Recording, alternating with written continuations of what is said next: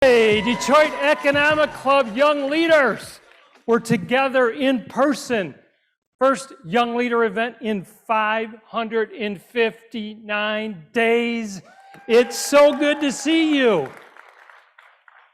And it's really good to know that you don't have any Zoom controls, so you can't mute me here in this room today. I know when you're seated and earlier throughout the conference, you've seen our Young Leader Conference sponsors. And I want to take a moment and add my personal note of thanks to all the terrific sponsors. We couldn't do this without you, so thank you. And particularly, I want to call out the MotorCity, who's our platinum sponsor. They're terrific to work with. It's great to be here. We're looking forward to many more events here. So thank you to MotorCity. And a couple of people in particular, I'm going to just call out by name. Curtis Iorio is your Young Leader Conference Chair. If you've been watching online, you've seen him introing lots of the sessions. Curtis takes over as Young Leader Board Chair shortly, so we're looking forward to Curtis's leadership. Thank you. And that means we say goodbye to outgoing Young Leader Board Chair, Jason Sweet, who's been a terrific asset to the board and a heavy lifter. So thank you to Jason. I also want to thank you, my terrific DEC team, and particularly call out, and we're not going to like this, but Amy's done a terrific job on the marketing. So thank you to Amy and Christina, who is everything Young Leaders, has done a fabulous job in this conference. So give it up for Christina and Amy. Today's closing session is about authentic leadership. And here's a couple of recent examples of authentic leadership that resonate with me. Does anybody know who this is? That's New Zealand Prime Minister Jacinda Ardern. Look at her. She's in a sweatshirt after putting her kids to bed in the early days of the pandemic. It was so important to her to show her authenticity. She did a live TV broadcast to the nation in the sweatshirt to comfort them and inform her citizens before a lockdown. That's really authentic. Does anybody know who this is? This is Dan Schulman, the CEO of PayPal, who did a Zoom with the DEC in May. Why is he authentic? Dan surveyed his employees on their personal financial health and was stunned at the results. What he learned was many of his employees were coming to work each and every day, worried about healthcare costs, daycare costs, student loans, putting food on their table. And he thought, I've got to be better than this. Number one, so they're coming to work with their best whole self. And if I do that, they'll do a great job for my customers. So he convinced his board to bump everybody's pay in the entire company because he figured rising tide lifts all boats. As a result of their pay bump, everybody in PayPal's net disposable income went on average from 4% to 16%. That's authentic. And here's another example. It's DEC Young Leaders. Earlier this year, in the middle of the pandemic, they displayed their authenticity. How? There's 50 of them that stuck with the Career Readiness Academy. They mentored 150 high school students, and it would have been really easy for them to say no. But it was really important for them to continue to give a hand up to the next generation and let them know during a pandemic, we're here for you. So thank you to these 50 young leaders. And you're going to hear more about this upcoming Career Readiness Academy and the volunteer opportunities. Watch your inbox, and I really hope you will consider volunteering. It's a fabulous experience. There's executives of our Young Leader Conference sponsors that have joined us today, and they're here because they're authentic. It means something to them, not just to give us money for a sponsorship, but to spend time with you. So I'm going to challenge you and ask you, I'm going to have to read the list, but in the room today, at the reception, please seek out, thank, and get to know Terry Radigan from General Motors, Dr. Maud Gill from Lawrence Tech, Michelle Accavetti from Willis Towers Watson, Paul Glantz, supposed to be here from Imagine Theater, Lori and Heather from NBS. Thank you guys for being here. Thanks for your authenticity. And we've also got some of the speakers who you've been watching over the last couple of days that have joined us here. Seek them out. They're all terrific people. So thank you again. Our closing keynote today will be delivered by Jan Griffiths. Jan's the president and founder of Gravitas Detroit, a company committed to transforming the work experience by breaking the mold of corporate leadership to allow authentic leadership to shine through. Now, Jan moved to the US at the ripe age of 23. She quickly made her mark and rose through the corporate ranks, ultimately serving as chief procurement officer for a $3 billion global automotive supplier. Her success in that position helped earn a spot on Automotive News' list of the 100 leading women. She's known for her energy, passion, rebellious spirit. She has shared the stage with notable thought leaders, including Janet Yellen and Carly Fiorina. She's the host of the Finding Gravitas podcast, and she's here today to share with us the power of gravitas. Ladies and gentlemen, let's give a warm club welcome to Jan Griffiths.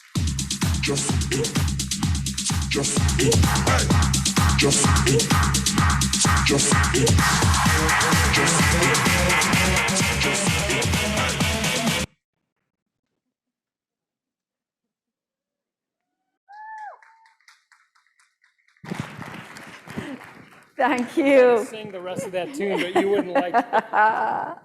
Hello, everyone, and welcome to the Gravitas Impact. Gravitas is indeed the hallmark of authentic leadership. Imagine that, and I'm here today to talk about gravitas. It's perfect. But a little bit about me first. I'm Welsh. I'm not English. Don't make that mistake. Some people have made that mistake. No offense to English people, I love everybody. But I am Welsh. And why is that important? Because the Welsh are a fiery, feisty, passionate sort of people. We even have a dragon on our flag. Who does that, right? What does that tell you about the Welsh people? I grew up on a farm in Wales. Very, very small village. Those are my parents. They were farmers. I come from a long line of farmers. I was supposed to become a farmer, but clearly that didn't happen. I spent my days riding around the farm on my little pony. See how cute that is? That's actually me, yes. And then as I grew older, I went to the pub with my dad and his friends. And if you read the Automotive News interview, I shared with them that that's where I actually learned my negotiation skills at the pub, talking about the price of tractor parts and hay. And then I was supposed to grow up and marry the farmer next door. That is a picture of my cousin. It looks a little bit like me, but it's actually her. She did that. She followed the mold. She followed what was expected of her to marry the farmer next door. And guess what?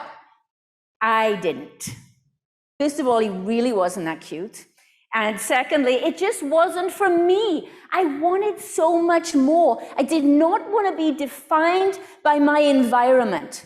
I didn't want to fit that mold. I didn't want to follow the mold or follow the path that somebody else had laid out for me. I wanted to experience the world. I wanted to travel. I wanted a career. And then here I am, 16, 17 years of age in Paris, on a school trip. And you know, like youngsters today, if you see a flashy sports car, you maybe go up to it and take a selfie, right? This was me doing, it was a Polaroid back then, right? But it's my version of a selfie back in the day, right? And then I wanted that car, right? I was a young girl, I was dreaming, I wanted the world, I wanted everything. Now, the idea that a farm girl from a small village in Wales would ever have a car like that was unheard of. It was quite ridiculous. Coming from where I came from, the first one to go to college, my father could read a little bit, but really, you know, he worked the land. So the idea that I would have this car was just insane. It was not going to happen. Guess what? I got the car. Now, it took decades to get there. It took decades of hard work and slogging it out in the automotive industry. How many automotive people do I have in the group? There's a few of you. I know there's a few of you online up there too in the Zoom camera. I can see you. I know there's some automotive people out there. It was hard, bloody work. And yes, that's a swear word in English language, just so you know. But it was really hard work. But I loved my career. And what I found was that as I worked my way through the industry, I had to fit a mold. I had to assimilate into a culture, into a corporate leadership model. I had to be what people wanted me to be. And you know what? I became really good at it. I learned fast. And when I started in automotive, I was in supply chain and purchasing, and they wanted me to be that tough person with the baseball bat that gets the suppliers in and beats the crap out of them. You know, you ever come across some of those automotive purchasing people? I was trained to be one of those. And I used to say to myself, you know what, this doesn't feel right. These games that people are playing, why do they want me to do this? But I did it because I knew that if I followed that mold, that I would be successful. And as the years went by, I started to think more about my authentic leadership self. And I started to question the model, and I started to break the mold, little by little, little by little. And then finally, I end up in my dream job, the C-suite of a $3 billion auto supplier. Oh my gosh, right? I'd made it. So now I got the job, the car, the house, everything, right? Now look at that picture. Can you see me in the picture? I'm wondering if you can spot me. It's hard to spot me, right? You want to talk about breaking the mold? Yeah, that broke the mold. In that photograph, I was told to sit that way. I was told to sit with my ankles crossed and my hands on my lap like that, right? I mean, seriously, come on. I know that all the corporate people here are going, well, that looks like a great corporate photo. That's awful. Nobody wants to sit like that and be told how to sit in a photograph. We need to be real. We need to be authentic. We need to lead from the heart. And we need to break this corporate mold. It is time to break this corporate mold. No, there's not one Gen Z on the planet that wants to sit in that lineup. Not one. My daughter's one of them. I said, are you going to go into automotive? She's, no, Mom, not a chance. She's listened to me on too many conference calls, right? She doesn't want to be part of that. Now, in fairness, the group of people that I worked with were fabulous. They were a fabulous group of guys, and I really enjoyed it. So here I am, got the car, got the house, got the job, right? And then the icing on the cake, I get appointed to the top 100 leaders in the automotive industry, top 100 women, right? Oh my gosh, life is great, couldn't get any better. Well, guess what? I felt the life force draining out of me every Monday in a staff meeting, global staff meeting. Have you ever been in that meeting where it's the same PowerPoint that you saw last month, only just a couple of numbers different? Anybody been here? I can see some people smiling. They don't want to admit it, but I see you smiling. I know there's some people out on Zoom as well know exactly what I'm talking about, right? And what do? Do you question it? No. No, you sit there because you fit the mold, because this is the mold that will assure your success. So you sit there month after month and you go, Yeah, right. Oh, no. And you play the same games and you ask the same questions. And I could not do it anymore. Now, remember, at this point, this is just a few years ago, I'm in my 50s. I've got a mortgage on a house. I'm a single mom. And I need a job, right? When you've got all of those obligations. I said, you know what? I'm done. I'm quitting. I am going to start my own business. I am going to help people lead in a more authentic way. I'm going to help people become authentic leaders. This is what I know to be true. I love it. This is my mission in life. This is what I was put on this earth to do. And I'm going to quit my job. And you know what? I did. I quit my job and I took my income to zero overnight. People thought I'd lost my mind. Now, remember, I've spent my entire career to get to this place, to get the car, the house, the job. And then I realized that life was much more than that. Oh no, what do we do now? Oh, I know what we'll do. We'll become an entrepreneur because we know an awful lot about that, right? No, not a clue, not one single clue. And everybody says, you know, I don't know. Do I have any Gary Vaynerchuk people? Any Gary Vaynerchuk supporters in here? Okay, marketing guru, yeah, there's a few. Okay, so Gary says, you know, just do it. Just start your business, do a side hustle. Well, that's nice, Gary, but you can't do a side hustle when you have an employment contract that won't allow you to do it.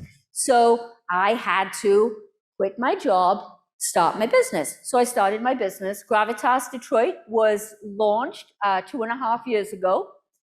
And I've learned a lot. Oh boy, have I learned a lot. I didn't know how to spell marketing. Now I can talk to you all day long about marketing. But that wasn't enough. There's all this passion and fire and all this mission-driven me. Once more, I want more. I thought, you know what? I can talk about authentic leadership until I'm blue in the face. And that's, you know, people respond to it and that's good. But how about if I get other people to talk about how they actually practice authentic leadership? Because you heard in the videos in the beginning, everything everybody talked about is exactly right. It's all about transparency. It's all about living life and leading in line with your values and not fitting a corporate mold, somebody else's mold. That's what authentic leadership is all about.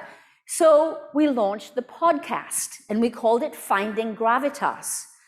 And I will tell you that I have learned more about authentic leadership by interviewing great leaders in the podcast than I did in over 30 years in the corporate world. So important to take time out for growth and development. Everybody in this room and on the Zoom knows how important it is because you wouldn't be here today if you didn't. We never take that time out to step back and say, I need to learn and grow. Authentic leaders take that time out to learn and grow. Please don't get down in the weeds to the point that you don't have time to do that. Make sure you always make time to do that. And so in the podcast, I've interviewed some phenomenal people. I've interviewed the CEO of Aston Martin. Does anybody want to know how I got the CEO of Aston Martin on the podcast? Is anybody intrigued? You want to know, right? I know. Okay, well, it's this big, long, complex process and procedure you can't even imagine. No. I asked him. I don't know the guy, Andy Palmer. I simply reached out to him on LinkedIn and I said, hey, I'm Jan, I'm Welsh. I was hoping that would count for something, but I don't know if it did or not. But I got this authentic leadership podcast. We would love you to be on it, right? And he said yes. What's the lesson to be learned in that? Ask somebody for help if you want something. Don't ever be afraid to ask somebody because you think, oh my gosh, they're this big time CEO of this premier car company. He was the nicest guy ever. He was so down to earth. And I've got his interview on the podcast and you'll hear how he practices authentic leadership. Because we can talk about it until we're blue in the face. You can download my 21 traits and you'll look at it and you'll go, oh yeah, okay, aha. But if you don't know how to make these things a reality, then it's worthless, right? So I will always encourage you to break the mold whenever you can, whenever you feel like you're being told that you have to fit a mold or look a certain way or act a certain way, and it doesn't feel right to you, it doesn't resonate with those values, then don't do it. Now, here's the good part. Now is the best time to break the mold because we have been shaken to our core with this pandemic. The fabric of normality has been ripped apart. And life will never be the same. Stand up, come on, get up with me. Come on, let's get you up. Stand up, come on. Come on, let's go. Let's see you moving. Come on, go. Come on, you can dance. Come on, let's get you going. Woo! Yes, like a dancer, come on. Yes, come on, let's see you move. I thought you were young leaders, come on. Since when did the 50-something woman on stage have more energy than you guys? Good God. All right. Thank you. Okay. Now, why did I make you do that? Because I like dancing, but no. I did that for a reason. Do you feel different just after a few minutes of dancing? You feel the blood coursing through your veins? It changes you, right? When you dance, when you move like that, it changes you and it can shift your mindset. Now, remember, I was a CPO in a conservative tier 1 company. Keep that in mind, right? I went to a Tony Robbins conference and I understood the power of music and energy and how it can really change the physiology with people. And I knew that I needed to get some more energy into my staff meetings. Oh, yes, I did. At the beginning of every staff meeting, I asked my team to dance with me for 30 seconds. Now, can you imagine that? In a conservative office building, again, not the first time in my life, they thought I'd lost my mind. But it changed things, it broke things up, it broke the mold, and what it did is, you ever been in these meetings, staff meetings, people come in and they're all flustered, right? Because this was a global company, so they were dealing with issues from China, issues from Europe, oh my gosh. And then they sit down and they're like, oh, let's just get through this staff meeting, come on. I'm on my phone, and then they're not really paying attention and all this stuff is going on, right? And you're like, no, stop, put your phones down and dance. And they did it. And I even made the people on the Zoom call dancing. So the people on the Zoom up there, when these guys are dancing, you got to be dancing too. And you know what? It took a minute, I got to admit. It took a few weeks for everybody to get used to the idea of it. But it broke all the tension that they were coming in there with, and they were able to focus. They were more open. We had a more engaging and, yes, a more productive staff meeting. Because we danced for 30 seconds, who knew? But it took some guts and some courage to break the mold. And listening to Rich Sheridan at the opening, as the opening keynote for this conference, what did he say? Run the experiment. It takes somebody to be comfortable with who you are in your own skin, to say, you know what, I want to change this one little piece over here, one little thing. Yes, you're going to be judged. Yes, you run the risk of not being liked. I know I'm not talking to a kindergarten group, but we're all human beings and we all want to be liked. You run the risk of that, but it is so worth it. Don't take 30 years to figure that out like I did. Took a minute. I'm trying to help you so you can condense all of this into your lessons learned.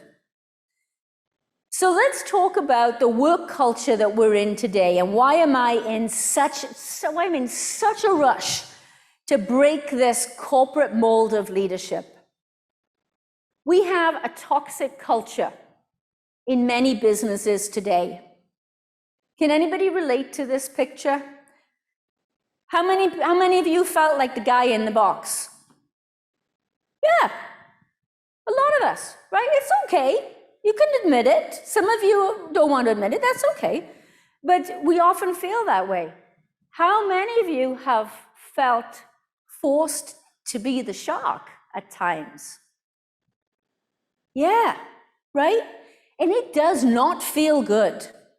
This toxic work culture where you feel like you've got to outrun the sharks doesn't do anybody any good.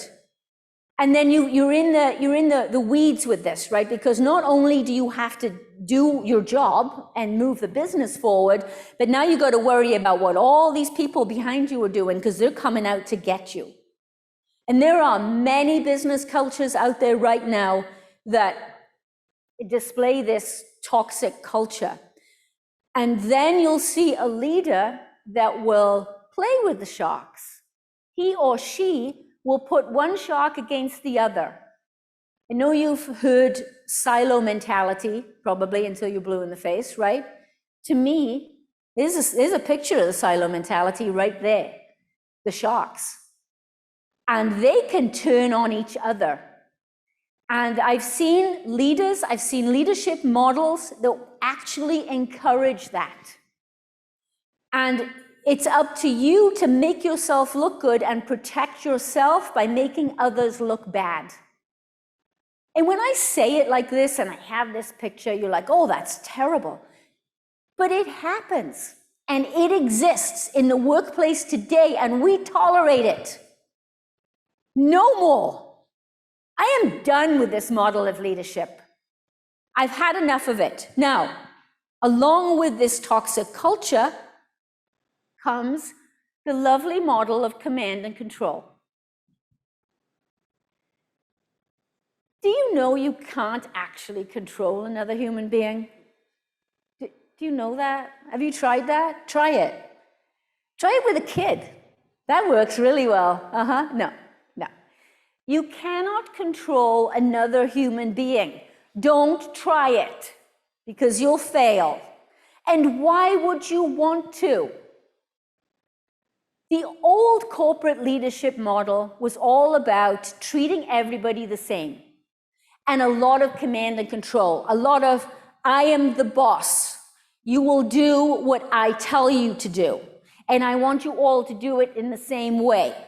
And I want to manage you with metrics, micromanagement, and minutia. And there's this model, and I often see it with people who are maybe moving into a management role for the first time. They think they're supposed to be this tough guy. And that if they're not tough and they don't follow command and control, that they'll be thought of as weak. Nothing could be further from the truth. But when you first start in a leadership role, it's really hard to come to terms with that. You think, wait a minute, I'm the boss. I'm supposed to tell you what to do, right? No, you're not supposed to tell people what to do. You're supposed to inspire people from the heart, and you're supposed to treat them as human beings and relate to people as human beings. And not expect them to behave the same way, because they won't. And they're different. I'm different now than I was 30 years ago, thankfully. But people are different. And the models of leadership that we've had in the past would try to treat everybody the same. No, we're not all the same. Don't talk to me about diversity until we start to change this model. Because it is not only about diversity of background or age, it's about cognitive diversity. It's about diversity of thought. And authentic leaders know how to bring diverse opinions into the decision-making process. And they are rarely the ones to speak first. Let that sit for a moment. Authentic leaders are rarely the ones that will speak first. How many of you as leaders of teams open a meeting and think that you lay out the topic and then you speak first, you put your opinion first? I'm not going to ask you because I know you're not going to admit to it, but I did. I thought I was supposed to be the leader, and that's what you do, right? Isn't that the model? This is the agenda, this is what we're here to do. And so I think we should do this. What do you think? When the leader speaks first, how many people do you think are going to give you an opinion that is opposite to what you think? Not too many, right? But here we are, because we think we're supposed to be the leader, we're supposed to be strong, we're supposed to be tough. This is what I think. What do you think? You know, I'm being collaborative. I'm asking people for their opinion. No, you're not. You lay out the problem and then you go around the table and you are the last to speak. Do I have any Simon Sinek fans in here? Yes, yes. Oh, we love some Simon Sinek. He's English, but okay, I still love him. I love what he has to say. So Simon Sinek, great leaders eat last. You know, it's about your mindset of what you think leadership should be. If you think that it should be command and control, you're in trouble, because that model, I am on a mission to break that model. But here's something even more important, Gen Z, because millennials, you're all millennials, I think, right? You're all in the workplace now. Gen Z's coming in. They're coming in right now. They are not going to play the command and control game. You guys did a little bit because you sort of had to, right? But Gen Z, they will not tolerate this. This will not happen. If we do not change this model and embrace a more authentic leadership model, there will be no future for these companies and there will be no Gen Z. I mean, there will be Gen Z, but they won't be working for you, put it that way. This model is based on fear. And as direct and as out there as I am with my opinions, I will tell you the truth, and that is, even in my last job, I was often afraid to put my opinion forward. And I'm pretty strong and vocal. Now, why was that? Why was I afraid to put my opinion forward? I was afraid of being judged by my peers. I was afraid of being ridiculed. I was afraid that they might think that I don't know what I'm talking about. And at worst, I was afraid of being fired. Single mother, mortgage. You know, many of you can relate to these things, right? I knew how to push my boss, but not so far as to the point that I pushed him too far that he would fire me. And you know the games people play in the boardrooms, if you get into these situations where there's always this, like, how do I say it? There's like this inner group of people, right? That the boss sort of aligns with. And either you're in that inner group or you sit on the outside of that group. And that can be extremely problematic. Now, an authentic leader doesn't play those games. An authentic leader will have none of that. And I'll give you an example of how a senior level leader at Flagstar Bank handled this, bringing in the voice of the quiet person. So typically that inner circle is usually the sort of loud, more sort of outgoing kind of personality types, right? And this guy from Flagstar, I think he was a VP at Flagstar, and he stood up in one of my presentations, and there was a woman there, and I said, you know, let's talk about diversity and inclusion and bringing people into the conversation. And she said, well, this guy, I won't name him. She goes, but this guy, she goes, this is what he did, and this is what she said. And this is so powerful. Imagine a room, and I know you've been in these meetings, right? Conference room table, oval table, right? You got the senior level people that sit at the table, right? And then you got the other people that sit around on the outside, right? And then typically the quiet ones will sit as far away from that table as possible, right? The people who are afraid to put their voices forward.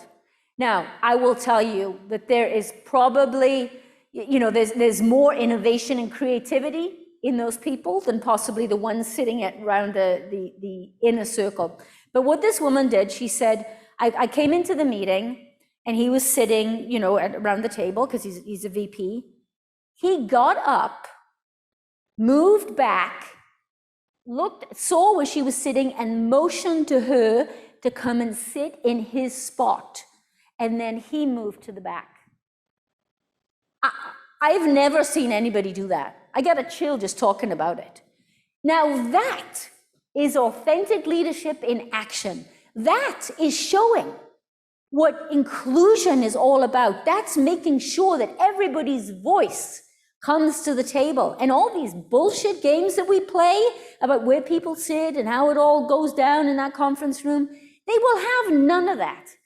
And that's why I love about that example. It's so small and it's so simple, but it's an action that is so powerful.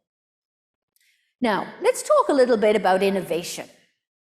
How many of you have innovation as your part of your goals, objectives, company mission, strategy, vision, whatever? How many of you do? It's a lot of you, right? Yeah, innovation. We want innovation. Every CEO says that. We want innovation. Right, okay. All right, so we want innovation, but the culture is afraid to say anything or do anything because the people are scared to death. If they make a decision and it's the wrong one, you're going to take their head off. But no, the CEO wants innovation. No, we want innovation. Really? But I just heard two of your VPs demolish a guy in a meeting and tear him to shreds because he failed on some metric. But you want innovation. You cannot have innovation if you have fear in your culture. Innovation, by definition, is trying and failing and trying and failing. If you can't support people and nurture people and help them to make sure that they will indeed embrace creativity and innovation, you're not going to have it. So if you want innovation, no fear. It's that simple. It's innovation or fear. You can't have both. It's one or the other. Okay, I think that's enough of fear.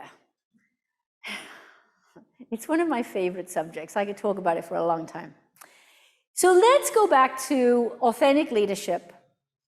And one of the reasons I love these slides, I spend a lot of time picking these photos because I think the photo, I want you to feel the emotion coming through these photos, right? This is great leadership right here, this authentic leadership. As an authentic leader, you will make people feel this way. And you know what? You all have the power to do it. You do. It's scary, right? But you do. You do indeed. Do you know how many people actually feel this way at work? Well, it's okay, because I'm going to tell you anyway. It's all right. According to a Gallup poll, 1 in 3 people feel inspired and fully engaged at work. They interviewed over 2.7 million people. 1 in 3. Now, for those of you in manufacturing, if that was a piece of equipment, you'd be losing your mind. If you only had 1 piece of equipment out of 3 that was doing what it was supposed to be doing, you'd be losing your mind. But when it comes to people, we're like, oh, yeah, it's okay. It's that soft HR stuff, whatever. Yeah, we'll do some sort of employee engagement survey and some programs, get in some pizza. It's all good. Really? Are you really that naive? People will feel like this because their leader allows them to feel like this, because their leader is able to articulate a vision and a purpose that makes them feel like that. How many of you have had a leader or a boss that makes you feel like that? I know, you see, there's people out there, right? There's examples out. One of the things that they do is they make you feel, they make you feel safe. They make you feel valued, right? They're mission driven. They have a purpose. They're not command and control. They're not about metrics, micromanagement, and minutia. I like saying that. Metrics, micromanagement, and minutia, be gone. No. This is what great leadership feels like. Oh, feels like, wait a minute. How does it feel? Stand up for a minute. Let's do this. This is what great leadership feels like. It feels like thunder. And there's thunder. Yay! Come on, thunderstruck. I was caught in the middle of the railroad track. Thunder underground. In the middle there was no turning back.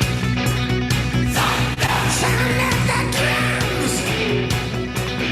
Beating in my heart. The thunder of guns. Tear me apart. You've been thunderstruck. Woo! Yes! Okay. But that is what great leadership should feel like. It should be fun, exciting. One breath. The blood should be coursing through your veins, right? Great leaders are able to do this. Back to that Gallup poll. Companies that have high employee engagement, that inspire people like this, experience 23% increase in profitability. So don't tell me it's all HR bullshit and it's all soft and it's all blah, blah, blah. It isn't. There's hard numbers to this. One of the most important traits of authentic leadership is this idea that you're not the boss, that the whole team is there to support each other. Now, what does that mean? Well, it means that it's not the shark picture, right? So imagine at work, if you were able to reach out and help somebody else in another department. I've done that before, and again, people thought I was crazy.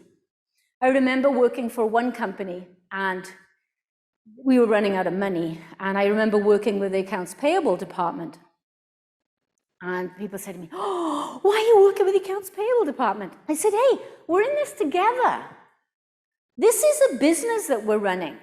It's not about looking at you yourself or looking at your department or your silo. It's about the business. It's about the outcome for the business. And it's about helping each other and supporting each other. And yes, it's about collaboration. And collaboration is not one of those words where we just go, oh yeah, we work together. Yeah, we work together just fine. Yeah, no. Collaboration means you have to actually take action to work with other people, to make all of this work. You have to allow people to feel safe. What is this thing, safety? What is that all about? How do you make people feel safe? Well, if you're an authentic leader, you operate with your values, you are who you are, you're transparent, you're self-aware, you operate with integrity, you're responsible, you take ownership, you say what you're going to do and then you actually do it. You treat people with respect, all of these things. You create safety. And I love this visual because that's what a leader does. You hold your team in your hands, in the palm of your hands, and you say, what can I do to help you, to support you? It's not about where you at on your metrics. Did you make your numbers? Really? I'm not feeling it, really. Anytime anybody's asked me that, I'd be like, oh, and then, you're trying to find data, and you're trying to do this, and you're dead, right? No. But imagine if you could make people feel so safe that they would take decisions for the business, that they would take a risk, that they didn't fear the risk of failure. Imagine the power that you could generate with this group of people. And don't take my word for it. Take the word of Google. Project Aristotle. Anybody heard of Project Aristotle? Project Aristotle, they studied over 280 teams, and they were trying to figure out what makes a high-performance team. We have teams that work really well together. We have teams that don't work well together. So what makes a high-performance team? And they were looking for a pattern. And they looked at educational background, they looked at culture, they looked at all kinds of different things, and they couldn't find it. And do you know what they found? The number one trait of a high-performance team? Psychological safety. What? Yes. Those teams that felt safe with each other, that they could be themselves, put their ideas forward. Psychological safety. Look it up. Google Project Aristotle. It's been out there for several years now. Now, a close second to that is having a clear vision and a clear cadence of responsibility and accountability. That's right up there as well. But the number one is psychological safety. And as the leader, you get to do that. You get to be an authentic leader or not. It's a choice that you make. In order to create this safe environment, you have to have trust. Trust. What is trust? You can't define it. You can't. You could try, but you can't. You know why? Because it's a feeling. It's an emotion. It's a sense that you get when you meet somebody, you know, don't you, if you're going to trust them or not. Do you know? You know, right? And sometimes it's kind of weird. You meet somebody for the first time and you're like, I don't know. I don't know about you, but I don't think I'm gonna, and you might not know the person, but there's something about the way they move, the way they talk. You know, Malcolm Gladwell nailed this in his book, Blink. We make a decision about people that we meet in the blink of an eye, basically. And there's a lot that goes into that. And we figure out if we're going to trust them. So you're like, okay, well, trust. That's cool. That's nice. Yeah, we need to have trust. There's a bottom line impact for trust. Now, when I first heard this, I thought, oh, what is this? Really, a bottom line impact to trust? Come on. There is. Have you read Stephen Covey, The Speed of Trust? So let me give you, if you haven't read it, I would encourage you to read it. Here's the thing with trust, and here's an easy way to think about it, right? And how it impacts a business, the bottom line of a business. Think of somebody, and I'm not going to ask you to name the person, so don't worry, right? Think of somebody that you don't trust, you don't like that much at work. Okay, take a second. Get them in your head, okay? And for those of you who are struggling, great, I applaud you. But there's always one that you work with, right? It's that person and you're like, oh God, do I really have to, in the days when you're all in the office, do I really have to go talk to them, right? It's that person, that one. And you're thinking about how to communicate with them. Now think about the communication process you use with that person. You might spend a little bit of time creating the email, right? You might copy a few people on the email because you don't really trust them and you want to make sure that it doesn't come back to haunt you. I see some people giggle and they know exactly what I'm talking about, right? But you spend a lot more time, okay, and energy when you do that. Okay, think about, switch now to a person you trust completely at work. Trust them completely. What's that communication process look like? You'd probably just call them, right? You don't even have to think twice. You just go, hey, Joe, I got a question. I'm not sure what to do with this, but can you help me out? And it's like, yeah, no problem, and you kind of work through it, right? And off you go, because you have trust. Now, If you dealt with every single person in your organization that way, the impact to the bottom line would be phenomenal. Because in the bad example, you took time, right, which impacts speed and cost, because anytime the speed is slow, cost is high. And if you read the Covey work, he will talk about there is an impact to the speed of trust. High trust organizations are more nimble, they're more agile, because they can move, they can communicate, the communication lines are open, information travels faster. But if you don't have trust and people are guarding themselves and protecting themselves, that's a problem. So you might be asking yourself, what can I do? I'm sure you're thinking, please, Jan, tell me, what can I do to improve trust in my organization, right? No? Okay. All right, let me tell you. This is easy. It's going to be easy action for you to take, right?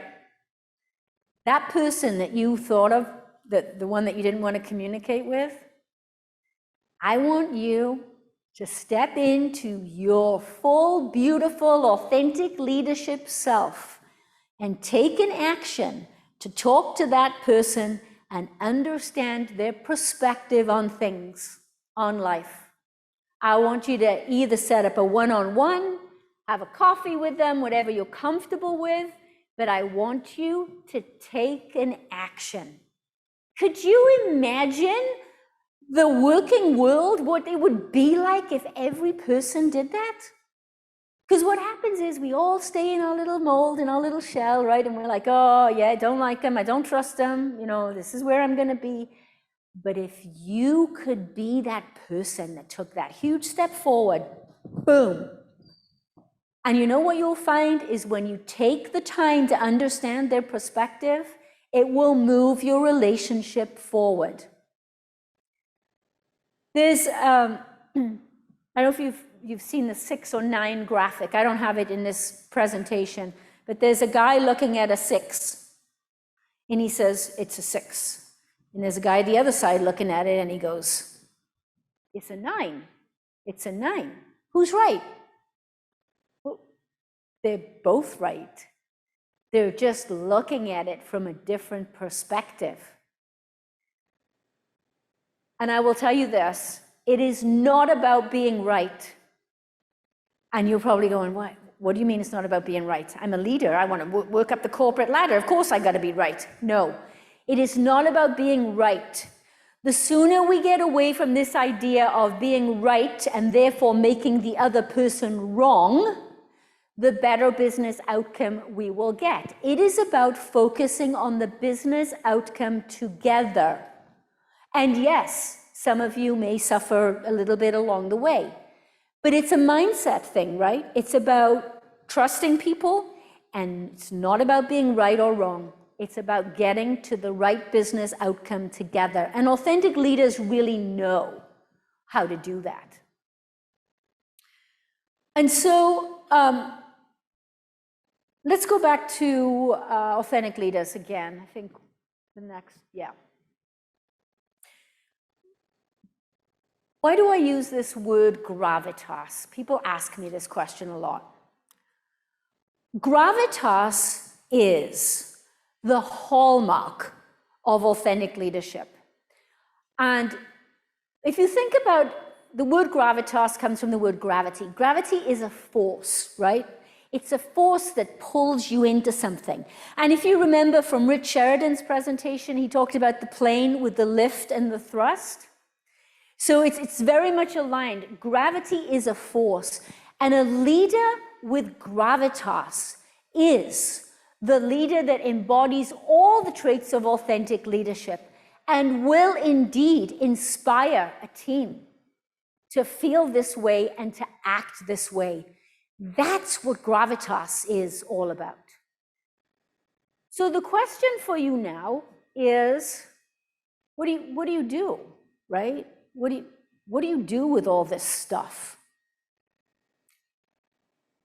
I've given you the 21 traits. It's based on all of my leadership experience, plus all the interviews I've done on the podcast.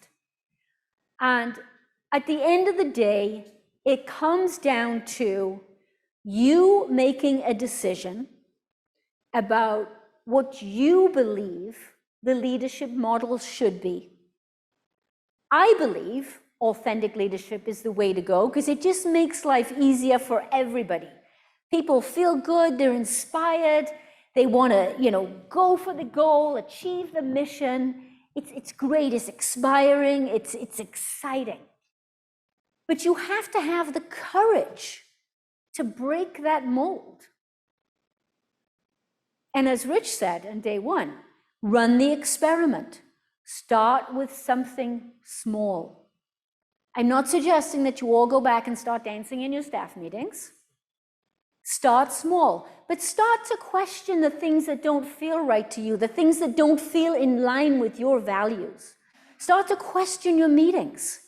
Do you need to have all these check-in meetings that are really check-up meetings? They're just disguised as check-in meetings. I know there's a few of those going on, right? Do you really trust your people with the work from home environment? Are you really there yet? A lot of people are not. They say they are, but they're not. But start with something small. And then you know what? You'll build up courage and you will break the mold. We all have the power to change the room. How many of you have ever walked into a room full of people and they're in this pity party and they're all bitching and moaning about something, and then somebody comes in with some positive energy and they have the power to change the room, right? Have you seen that happen? Do you believe that you can do it? I am here to tell you that every single person in this room has an authentic leader in them, has the power to change the room, and has the power to change the way we work today and the way we will work in the future. It is the power of you. Oh, is that the headline for the conference? Imagine that. It is all about you. It is the power. Thank you. That was the signal. The power of you. Again, I will tell you that now is the time to do this. The pandemic has left us with our minds open. You have to choose courage over comfort, as Brené Brown says. Brené Brown. Choose courage over comfort and break the mold one step at a time. And you know what? Life will never be the same. Yes! Come on, let's get up. Who wants to come up here with me and dance? Come on, come on to the stage. Come on, let's get some of you up. Come on, come on up, come on up. Where's my dancer? Come on up. Come on, come on. Woo! Come on, come on, come on. Lift you up. Come on. Yay! Come on, come on. Come on, let's get some more of you up here. Yes, come on.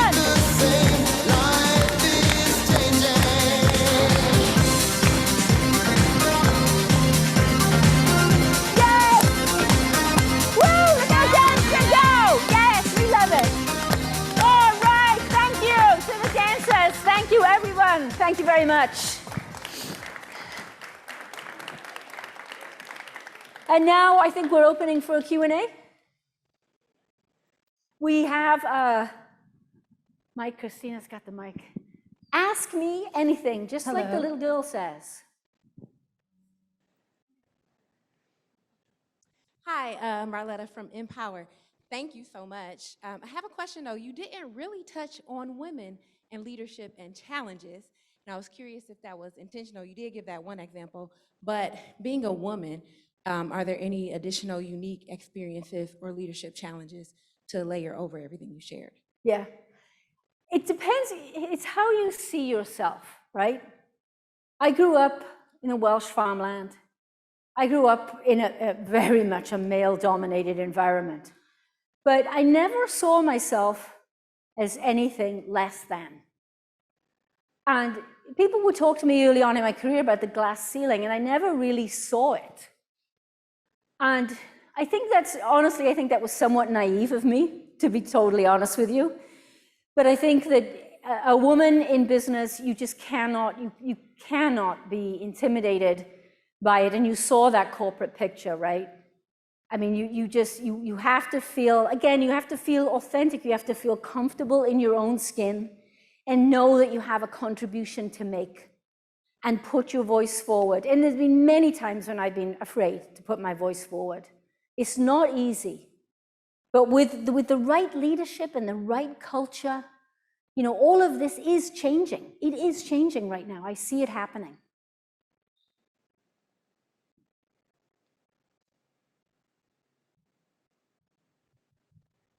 Hi, Roman Goldstein. So I'm curious, do metrics and key performance indicators play no role? Should we not look at them at all?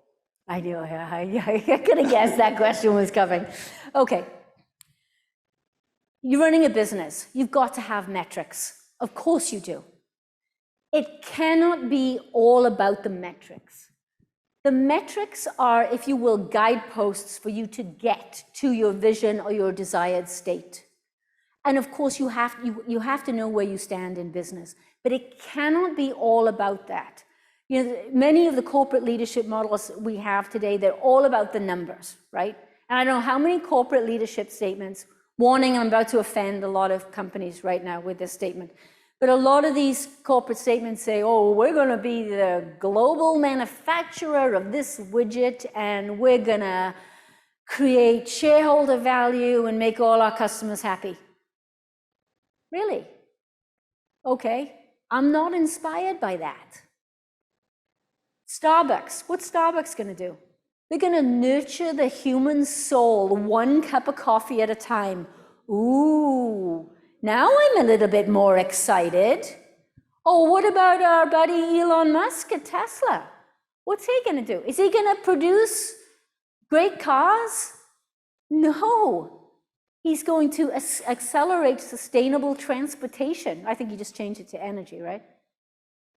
So, yes, you are correct. Yes, metrics have a place in business. Of course they do.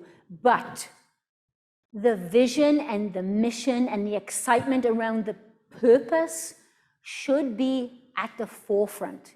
And I found in my leadership role, it's really hard to pull yourself out of the day-to-day to do this stuff, right? I was known as the queen of the offsite, and I was ridiculed because of it. But I would take my global team offsite twice a year, and we would spend 2.5 days, and we would go through all the things that you know you really want to talk to your team about, and you never seem to have the time to do.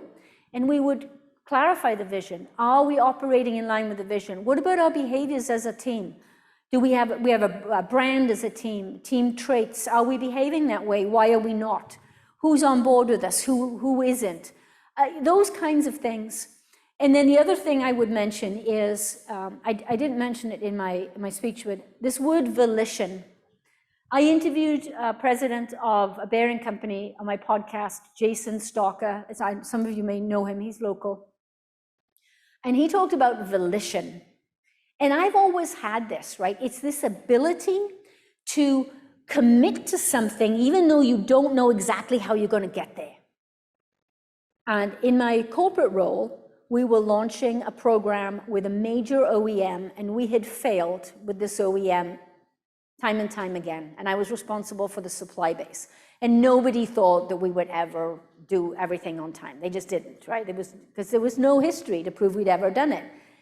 I stood in front of the customer, in front of 50 people, a major OEM, and I said, I commit to you that this launch is going to happen on time, in budget, and to your expectation. Furthermore, we will be the example of how to launch in the tier 2 supply base. My whole team is standing behind me going, ugh, she did what? I didn't have all the numbers. I didn't have all the metrics. But what I did was I made a bone deep commitment to the customer in front of my team, and they knew it. And because of my commitment and vision and just determined to make it happen, Then we figured out how to make it happen, and then the metrics followed. So it's about how you view the metrics. I'm sorry, it was a long answer, but I think it's worth some explanation. Okay. Yes. Sorry. My name is David Strobridge. First of all, your presentation made me run through a wall, so well done.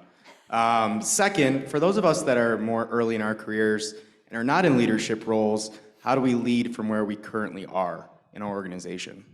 Yeah, that's a really good question, and I get asked that quite a lot, right? It's about, you gotta lead yourself. I'm gonna say you can't, there are people out there, there are leaders out there that are so entrenched in command and control, you're not gonna change them, right? I'd love to tell you that there's this magic pill or something you can do, and then all of a sudden people are gonna be, oh, I'm an authentic leader now, it's all good, right? No, probably not gonna happen. But you can control yourself and how you choose to operate. And you know what? Authentic leadership is infectious. When you start to come to work and you're positive and you're kind to people, and it's okay to be kind. I interviewed president of TTI Electronics, it's a Warren Buffett company, Don Akery, and we ended that conversation with, it's okay to be nice. Right? It's all okay. You start behaving that way, and you know what? People around you start, you giving them permission to act that way. And then eventually a culture change happens. Doesn't happen overnight. But you start with you. You start with understanding your values, how you want to lead, look at the leaders around you. There'll never be one leader that you say, oh, I want to be exactly like that person. But look at the leadership behaviors that resonate with you and the ones that don't. The ones that do, take them on board. And that will impact an entire business, an entire organization. I've seen it. Yep, one more. Hi, I'm Liz Russell with Grand Valley State University. I wanted to know, I know you started your company 2 years ago. Yeah, you just over mentioned. 2 years ago. Yeah. Have you gone back to your old company and did some training on authentic leadership? And if so, did they take it well, or do you plan on doing so?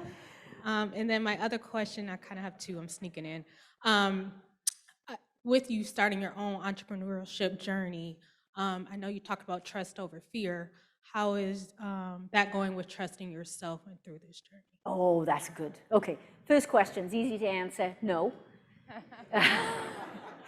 I have great relationships with the people, and in fact, I had lunch with the CEO a few months ago. They just moved him into that role. We were peers, so we have a good relationship. But no, because they're not. I'm in a different place, right?